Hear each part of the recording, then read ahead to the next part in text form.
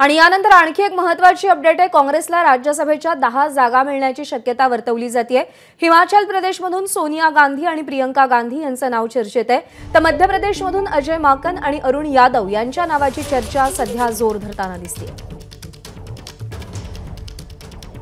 राज्यसभेचे काही खासदार आज निवृत्त होत आहेत आणि त्यानंतर काँग्रेसला त्यापैकी 10 जागा मिळतील अशी शक्यता वर्तवली जाते आणि या जागांसाठी हिमाचल प्रदेशमधून सोनिया गांधी आणि प्रियंका गांधी, तर मध्य प्रदेशमधून अजय माकन आणि अरुण यादव यांच्या नावाची सध्या चर्चा होताना दिसते।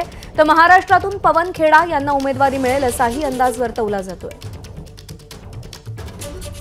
सोमेश कोलगे आपल्याला अधिक अपडेट देतील। सोमेश, 10 जागांसाठी कोणाकोणाची नावं आघाडीवर आहेत आणि महाराष्ट्रातल्या कोणत्या नावांची चर्चा सध्या होते? महाराष्ट्रातून पवन खेडा यांच्या नावावरती चर्चा सुरू आहे असं कळतंय, परंतु महाराष्ट्रातून आमदार यांनी हे सोडल्यानंतर आमदार जिशान सिद्दीकी जर काँग्रेस पक्ष सोडून गेले तर मात्र काँग्रेस आणि आणखीन 2 जण कमी झाले तर मात्र काँग्रेसकडे संख्याबळ नसेल। म्हणजे असं सोनिया गांधी किंवा प्रियंका गांधी हिमाचल प्रदेशातून, अजय माकन, अरुण यादव मध्य प्रदेशातून, जितेंद्र सिंह आणि अभिषेक मनु सिंघवी राजस्थानातून, महाराष्ट्रातून पवन खेडा हे राज्यसभेवर साठी जातील आणि काँग्रेसचे उमेदवार असू शकतात अशी माहिती मिळते।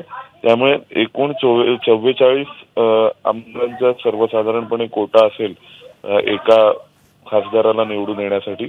त्या अनुषंगाने पवन खेडा यांच्या नावाची चर्चा सध्या सुरू आहे। लवकरच याविषयीचा अंतिम निर्णय काँग्रेस घेणार आहे। सोमेश, अपडेट जाणून घेत राहू। सध्या धन्यवाद दिलेल्या माहितीसाठी। एबीपी माझा, उघडा डोळे बघा नीट।